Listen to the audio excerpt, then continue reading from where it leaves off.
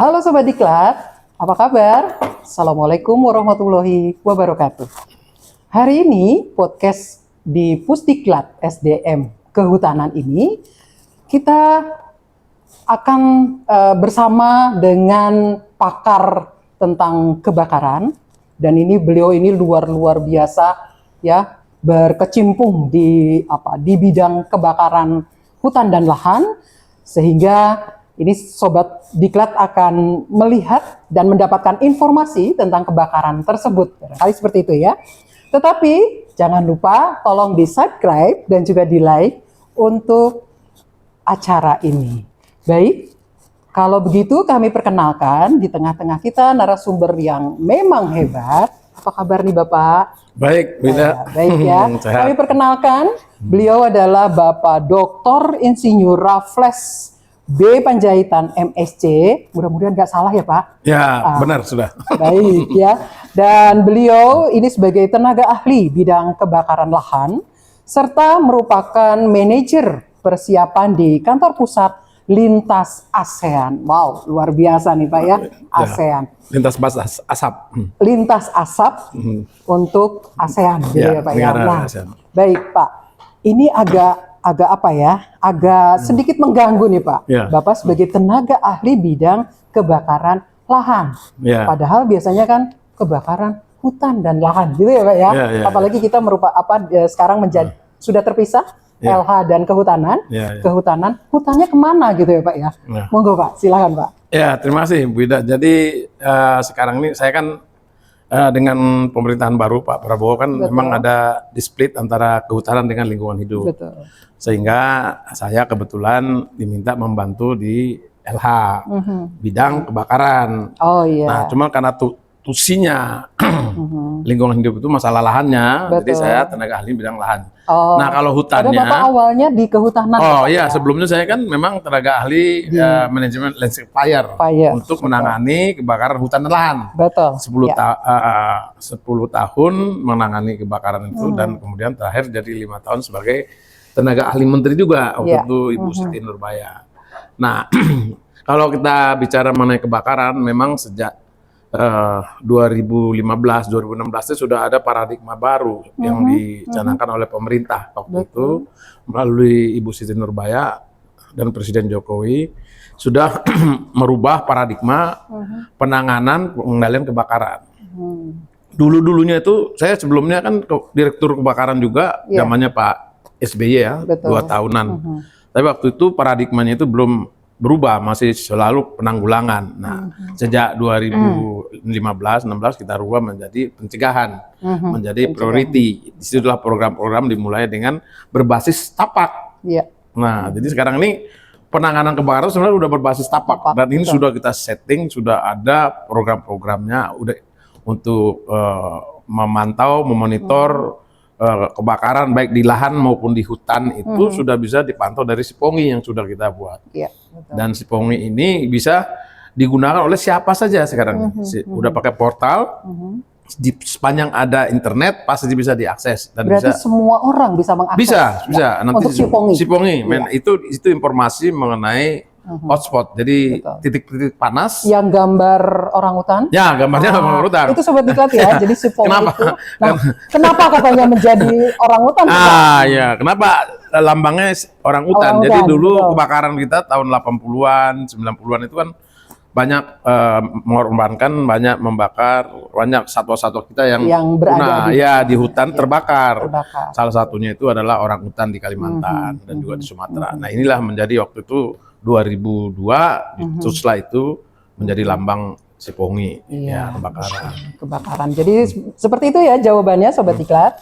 Jadi mengapa barangkali di antara Sobat Diklat pernah melihat Sipongi? Kenapa sih ikonnya itu menjadikan orang hutan? Ternyata Pak Raffles sudah menjelaskan seperti itu. Artinya barangkali flora fauna yang ada di hutan itu tidak hanya itu, tetapi orang hutan itu memang mamalia besar ya.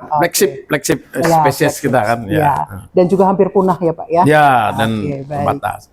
Nah, tadi kan pertanyaannya mengenai hutannya ya, kebakaran hutannya. Jadi kebakaran hutannya sekarang ditangani oleh Kementerian Kehutanan. Dan di sana juga, jadi di masing-masing menteri itu ada direktur pengendalian kebakaran hutan di kehutanan, kebakaran lahan di lingkungan hidup. Nah, sebenarnya dengan adanya pemisahannya sebenarnya tidak menjadi masalah karena memang kita ini kan pegawai negeri ya. Betul. Sudah dididik, sudah dilatih melakukan tugas-tugas itu dengan selama 10 tahun ini sudah merger waktu itu. Iya. Sebenarnya setiap orang yang melakukan upaya-upaya pengendalian kebakaran itu sudah jiwanya itu sudah satu. Iya. Mau kebakaran di lahan, di hutan, Iya. itu pasti dia nalurinya memadamkan, mencegah itu pasti jalan. Iya, Dan betul. itu sudah kita setting, sudah mulai kita perkenalkan sejak 2016 itu, sehingga penurunan kebakaran hutan dan lahan itu bisa turun drastis. Oke. Itu karena sudah berbasis ketapak dan menggunakan sistem-sistem yang pencegahan. Pencegahan, baik ya. Jadi Sobat Diklat, untuk kebakaran, apakah itu hutan ataupun lahan, sekarang sudah ke taraf pencegahan. Artinya mudah-mudahan Indonesia ini tidak ada lagi kebakaran-kebakaran lain gitu ya Pak ya. Ya, kalau kebakaran itu pasti ada, cuman mungkin porsinya pasti kecil. Kecil, Ya, iya. itu yang kita Mencegah, Makanya betul, kita kalau jadi sekarang itu yang kita harus tekankan lagi bagaimana upaya-upaya masyarakat di sekitar hutan kita ikutkan di dalam upaya-upaya pencegahan dengan meningkatkan ekonominya. Sekarang sebenarnya program-program ekonomi di sekitar kawasan-kawasan hutan itu, di sekitar perusahaan itu yang harus kita angkat dengan peningkatan diversifikasi produk. Nah, sekarang saya juga contohnya barangkali Pak. jadi contoh konkretnya gini. Apa produk-produk yang bisa dihasilkan oleh masyarakat tadi? Ya, jadi sekarang ini kita sedang buat, saya sedang buat tulisan juga untuk bisa disampaikan. Mungkin nanti para stakeholder. Iya. Jadi kan di sekitar daerah-daerah itu, desa-desa itu kan berdampingan dengan stakeholder, baik itu perusahaan perkebunan, perusahaan HTI, HPH, tambang segala macam. Nah, area-area masyarakat yang di sekitar situ mereka kan mau mengolah tidak punya dana, tidak punya. Nah, ini sebenarnya yang harus kita beri insentif baik oleh pemerintah kalau bisa langsung pemerintah, tapi kan ada juga stakeholder di sekitar situ. Betul. Dan melalui CSR-nya mereka bisa bantu masyarakat membuka hutannya tidak membakar, dikasih peralatan, dikasih sumbangsi bibit, benih. Nah, di situ nanti bisa diberikan benih yang mingguan, benih bulanan, benih tahunan, tanamannya itu. Contohnya kalau mingguan itu kayak nanam sayur-sayuran, kangkung, diolah. Terus nanti kalau bulanan itu hortikultur. Terus kalau tahunan itu pohon besar, mangga, atau pinang, berkayu. Tapi buahnya bisa diambil. Nah, itu yang harus ditingkat ternak, bukan ternak atau kolam ya, ikan. Nah, problemnya adalah ini sudah jalan di beberapa daerah. Begitu masyarakat produksi banyak, nggak bisa jual.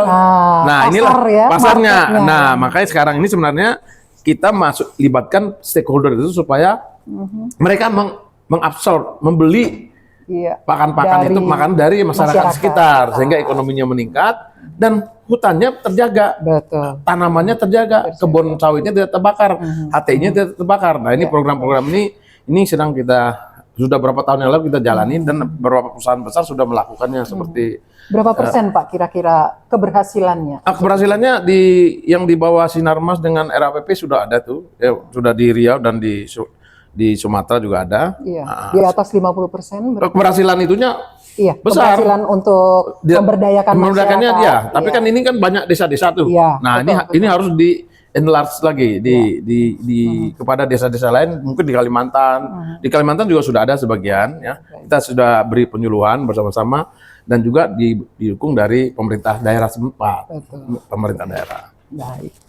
Sobat Diklat, sangat-sangat menarik tentang kebakaran karena selama ini barangkali ya Pak Raffles, negara Indonesia selalu dikatakan ini nih biangnya asap gitu ya Pak ya. Dan ini mudah-mudahan ke depan tidak terjadi lagi. Terakhir ada yang mau disampaikan Pak Raffles? Itu tadi yang disampaikan bahwa Indonesia sejak 2023 sudah ditunjuk menjadi jadi host country agreement for ASEAN Coordinating Center for Transboundary Haze Pollution. Inilah pusat koordinasi asap lintas batas negara-negara ASEAN. Jadi Indonesia tidak selalu disalahkan gitu ya. Jadi kita sudah menjadi host. Menjadi hostnya. Nah, sekarang kantornya sudah dibangun, sudah ada di Gedung Manggala. Di Manggala. Saya sementara itu jadi manajer persiapan. Nanti ini akan belongs to ASEAN. Akan nanti eksekutif direkturnya akan dipilih melalui bidding dan lain sebagainya. Dan disinilah peran kita sebagai host country akan menyampaikan informasi-informasi dan informasi itu tidak hanya dari negara kita, tapi dari semua ASEAN boleh masuk nanti. Sekarang ini lagi di setup, lagi ongoing proses. Mudah-mudahan di 2025 atau depan bisa beroperasi. Oke, selamat nih ya Pak Raffles. Dari dulu memang saya kenal dengan beliau adalah ahli kebakaran ya. Karena dulunya direktur kebakaran ya Pak ya. Iya, 8 tahun. 8 tahun. Bukan kebakaran, direktur pengendalian. Ada pengendaliannya, jangan salah. Kebakaran nanti bisa membakar. Nah, itu dia. Nanti Pak Raffles tukang membakar hutan. Gitu. Bukan seperti itu. Baik, terima kasih Pak Raffles yang sudah berkenan hadir di podcastnya Pusdiklat SDM Kehutanan ini. Jangan kapok barangkali ya Pak ya. Iya, boleh silakan. Kalau kami kembali kita bisa siap, pasti hadir. Bincang-bincang. Untuk adik-adik semua yang mendengar maupun masyarakat akan bisa kita berikan motivasi-motivasi untuk upaya pencegahan. Baik, terima kasih Bapak. Sobat Diklat, demikian ya materi untuk kali ini kita berbicara tentang kebakaran ya, sehingga barangkali Sobat Diklat bisa mengetahui dengan jelas apa itu kebakaran, dan kita negara Indonesia tidak selalu disalahkan. Penyebab asap itu selalu dari Indonesia. Betul. Demikian podcast kali ini. Terima kasih atas perhatian dari Sobat Diklat, dan jangan lupa tolong di-subscribe serta like-nya dari Sobat Diklat semua. Terima kasih. Wabillahi taufiq wal hidayah. Assalamualaikum warahmatullahi wabarakatuh. Terima kasih.